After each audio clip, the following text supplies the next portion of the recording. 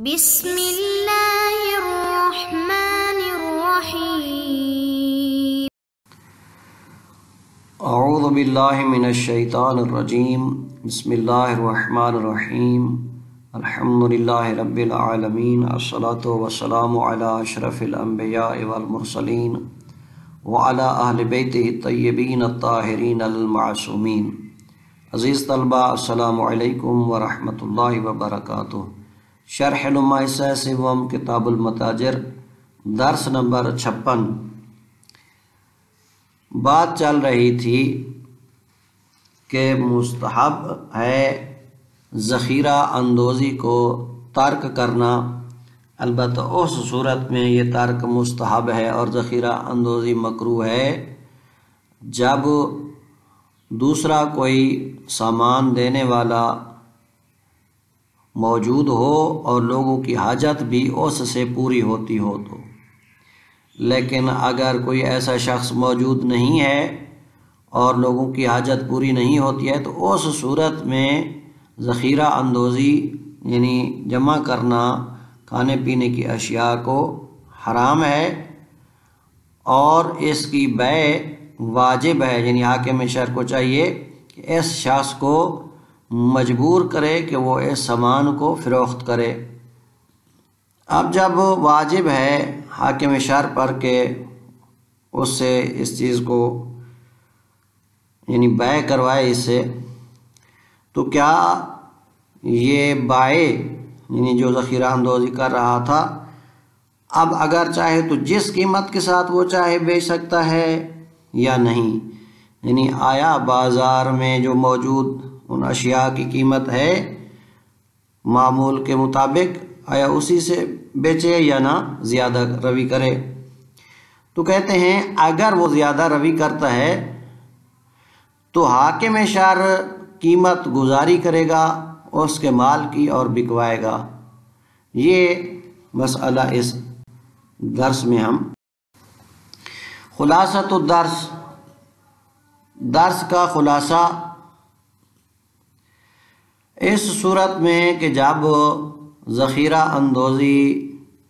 کی حرمت ثابت ہو جائے، یعنی جب لوگوں کے پاس طعام موجود نہ ہو یعنی ان کو ضرورت ہو اور دوسرا کوئی شخص بیچنے والا موجود نہ ہو، تو اس محتکر شخص سے اس کی جب بیع ضروری ہو جائے حاکم شہر پر کہ اس سے یہ اشیاء جو ہیں کھانے پینے کی اس سے بکوائے، یعنی تو اس صورت میں کہتے ہیں اگر یہ بیچنے پر آمادہ ہو جاتا ہے لیکن اجحاف کرتا ہے، زیادہ روی کرتا ہے قیمت میں، تو قیمت گزاری کرائے گا حاکم، یعنی ایک معین قیمت کہ جو معمول کے مطابق ہو اور زیادہ نہ ہو، وہ اس کے لیے معین کر کے اس کی جو اشیاء ہیں کھانے پینے کی ان کی بیع کرائے گا۔ اس کے بعد مستحبات میں سے ہے یعنی آداب تجارت میں سے ہے ترک الربا فی المعدود علی الاقوا۔ دیکھیں 3 قسم کی اشیاء ہیں، ایک وہ چیزیں ہیں جو وزن کر کے بیچی جاتی ہیں، دوسری جو پیمائش کے ساتھ بیچی جاتی ہیں، تیسری جو عدد کے ساتھ یعنی گن کر اور شمار کر ان کو بیچا جاتا ہے۔ تو فرماتے ہیں وہ چیزیں جو شمار کر کے بیچی جاتی ہیں جیسا کہ انڈے وغیرہ، ان میں ربا کو ترک کرنا مستحب ہے اقوی قول کے مطابق، چونکہ بعض شہروں میں رواج ہے مثلا کچھ چیزوں کے شمار کر کے بیچنے کا۔ تو اس کے اوپر دلیل کیا ہے؟ فرماتے ہیں جی کہ وہ روایات جو سند کے اعتبار سے صحیح ہیں، وہ جو ربا کی حرمت پر دلالت کرتی ہیں، ان میں اختصاص ہے ربا کا ان اشیاء کے ساتھ کہ جو وزن کر کے بیچی جاتی ہیں یا پیمائش کر کے بیچی جاتی ہیں، یعنی وہ صحیح روایات وزن کرنے والی چیزوں اور پیمائش کر کے بیچی جانے والی چیزوں کے ساتھ ربا کو مخصوص کرتی ہیں، یعنی ان میں ربا گویا کہ حرام ہے۔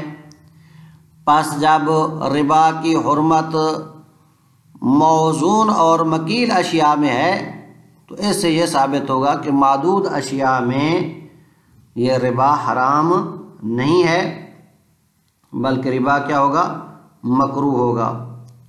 اور دوسرا ادھر سے کچھ روایات موجود ہیں کہ جو معدود کے بارے میں آئی ہیں کہ معدود میں بھی ربا نہیں کیا جائے، تو ان میں ہم جب جمع کریں گے تو یہ کہیں گے کہ جو ممنوعیت کے لیے آئی ہیں تو گویا ان میں ربا مکروہ ہوگا، حرام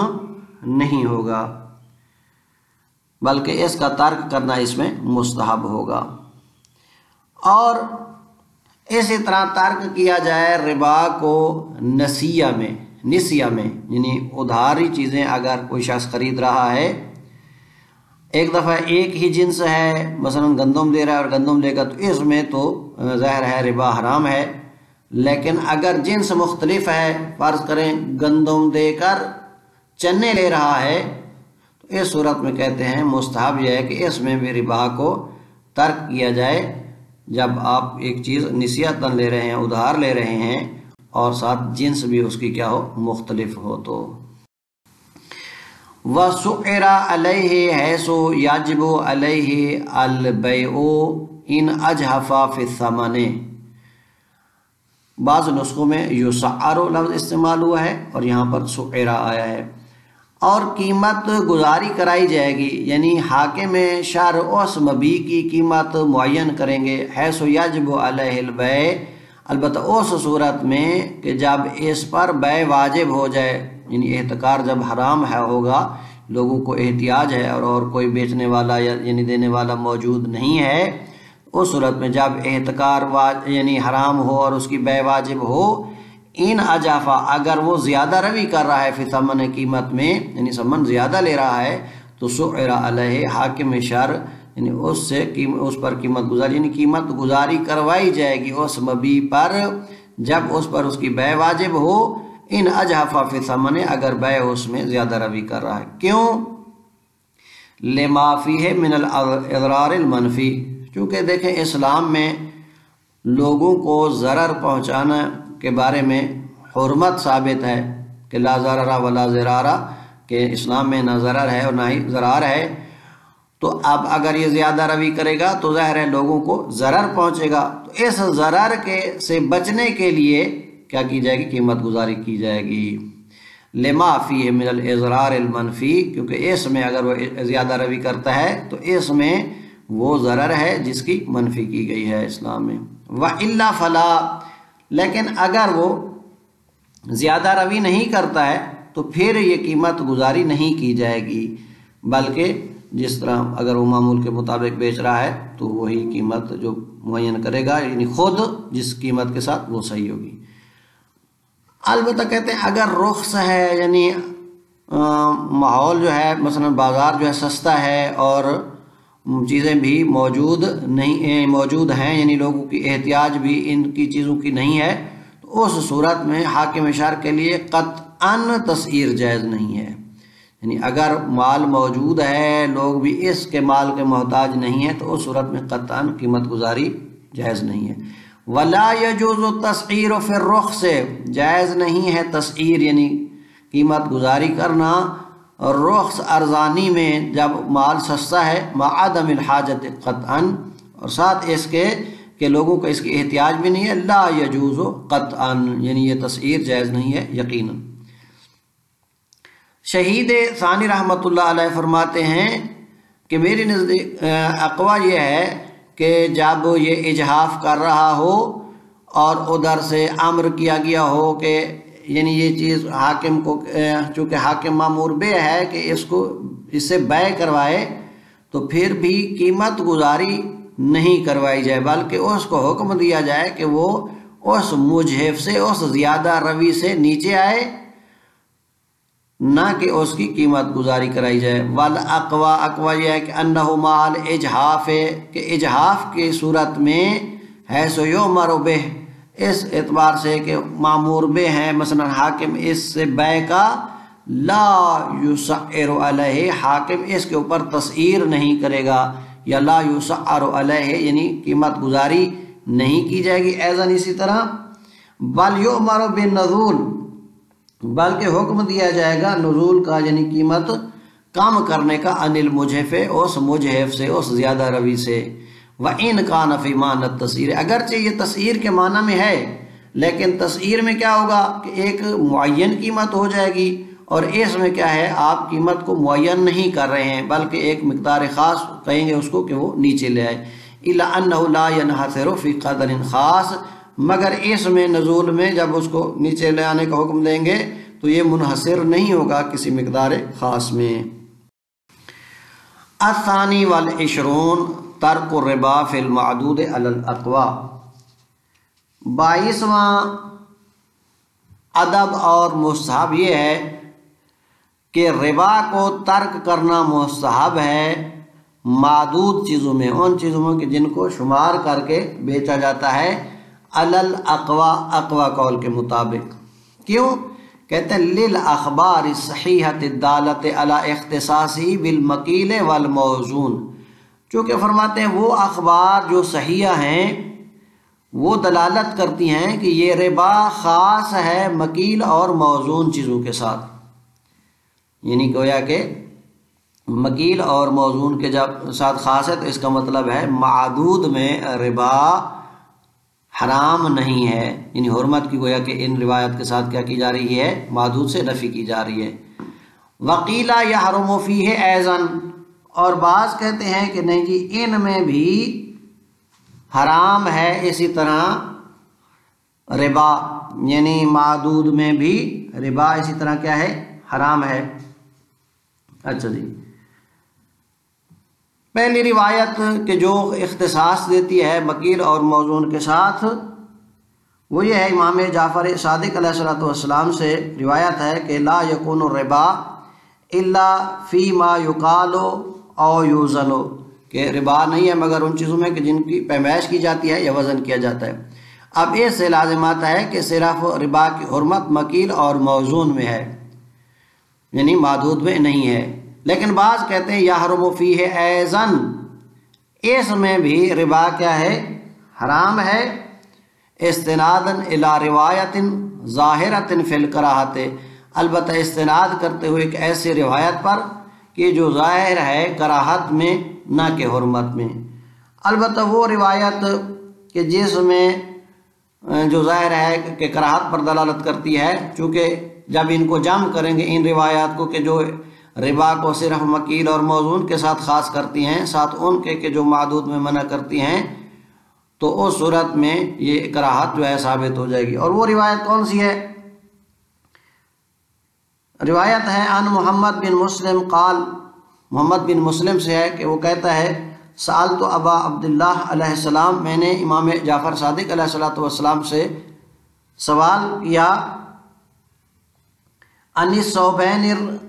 الردیین بثوب المرتفع والبعیر بالبعیرین والدابہ بالدابتین، میں نے سوال کیا کہ آیا دو لباس جو پرانے ہیں ان کو دو اچھے اور نئے لباسوں، ایک اچھے لباس یا نئے لباس کے ساتھ اس کا معاملہ کیا جا سکتا ہے، یا آیا ایک اونٹ کو دو اونٹوں کے بدلے میں خریدا جا سکتا ہے، یا ایک گھوڑے کو دو گھوڑوں کے بدلے میں خریدا جا سکتا ہے؟ تو فقال علیہ السلام، امام نے فرمایا کارہ ذالک علی علیہ السلام، علی علیہ السلام نے اس کام کو ناپسند فرمایا ہے، فنحن نکرہہ، ہم بھی اسے ناپسند کرتے ہیں، الا ان یختلف الصنفان، مگر یہ کہ ان دونوں کی صنف کیا ہو، جدا جدا ہو۔ تو یہ روایت جو ہے مثلا منع کرتی ہے، بعض نے اس سے حرمت کا فتویٰ دیا ہے کہ اس میں بھی یعنی معدود میں بھی حرام ہے، لیکن استناد کی ایک ایسی روایت پر جو ظاہر ہے کراہت میں۔ وَقَضَا فِي النِّسْيَةِ فِي الرَّبَوِي مَا اخْتِلَافِ الْجِنْسِ، دیکھیں اگر کوئی چیز ایک ہی جنس کی ہے، اگر آپ اس میں اضافہ لے رہے ہیں تو اس صورت میں مثلا کھجور کے ساتھ کھجور ہی لے رہے ہیں تو یہ ربا ہے اور ایسا کرنا حرام ہے۔ چاہے وہ نسیہ میں ہو یا ویسے نقداً آپ لے رہے ہیں، لیکن کہتے ہیں اگر جنس تبدیل ہو تو اس صورت میں بہتر یہ ہے، اور ادھر سے ہو بھی نسیہ یعنی ادھار لے رہے ہیں، تو بہتر یہ ہے کہ ترک کیا جائے اس میں بھی ربا کو۔ وَقَضَى فِي النِّسِيَّةِ فِي الرَّبْوِ، البتہ ایسی چیز کا نسیہ جو ربوی ہے، ما اختلاف الجنس، ساتھ اس کے کہ جب اس کی جنس کیا مختلف ہو، اس کو بھی ترک کرنا مستحب ہے۔ کا تمر بالزبیب، جیسا کہ آپ کھجور خرید رہے ہیں کشمش کے بدلے میں، مثلا 1 کلو کھجور دے رہے ہیں اور کہتے ہیں کہ جی مثلا 2 ماہ بعد 1.5 کلو کشمش اس کے بدلے میں لیں، اس کو ترک کیا جائے۔ وَإِنَّمَا كَرِهَ فِيهِ لِلْأَخْبَارِ دَالَةِ عَلَى النَّهْيِ عَنْهُ إِلَّا أَنَّهَا فِي الْكَرَاهَةِ أَظْهَرُ، کہتے ہیں پس اس میں کیا ہے، ایسا کرنا مکروہ ہے۔ کیوں مکروہ ہے؟ لِلْأَخْبَارِ الدَّالَةِ عَلَى النَّهْيِ، کیونکہ اخبار ایسی ہیں جو دلالت کرتی ہیں اس چیز سے نہی میں، البتہ جب نہی ہے تو إِلَّا أَنَّهَا فِي الْكَرَاهَةِ أَظْهَرُ، یہ اخبار اس میں کراہت جو ہے وہ زیادہ اظہار ہے، یعنی یہ اخبار روایات کراہت میں زیادہ اظہار ہیں، ظہور رکھتی ہیں، نہ کہ حرمت میں۔ لقولہ صلی اللہ علیہ وآلہ وسلم، چونکہ ادھر سے پیغمبر اکرم اسلام کا یہ قول ہے، اذا اختلف الجنس، جب جنس مختلف ہو، فبیعوا کیف شئتم، جس طرح چاہو اس کو بیچو۔ مثلا اگر جنس مختلف ہے تو زیادتی لے سکتے ہیں، چاہے وہ پھر مثلا ادھار میں ہو یا نقداً ہو، تب بھی آپ لے سکتے ہیں۔ تو بس وہ روایات جو منع کرتی ہیں، اب ان روایات کے ساتھ جب ان کی جمع کریں گے تو نتیجہ کیا ہوگا کہ پھر ان سے یعنی ان میں ربا کیا ہو جائے گا، مکروہ ہوگا، نہ کہ حرام، چونکہ ادھر سے روایت جو ہے دلالت کر رہی ہے اس کے جائز ہونے پر۔ وقیل بتحریم ہی، بعض کہتے ہیں جی یہ مستحب نہیں ہے اس کو ترک کرنا، یعنی گویا کہ اختلاف جنس کے ساتھ نسیہ میں ربا لینا مکروہ نہیں ہے۔ وقیلہ بتحریم ہی، بلکہ بعض کہتے ہیں ایسا کرنا حرام ہے، لظاہر النہی، کہتے ہیں اس نہی کے ظہور کی وجہ سے، کا سابق، جیسا کہ پیچھے انہوں نے کہا ہے، جنہوں نے کہا ہے کہ مکروہ ہے انہوں نے بھی اس نہی کے ظہور کی وجہ سے کہا ہے، لیکن بعض کہتے ہیں چونکہ نہی جو ہے حرمت پر دلالت کرتی ہے، ظہور رکھتی ہے، تو اس وجہ سے ایسا کرنا کیا ہوگا، حرام ہوگا۔ وصلی اللہ علی محمد وآلہ الاطہار۔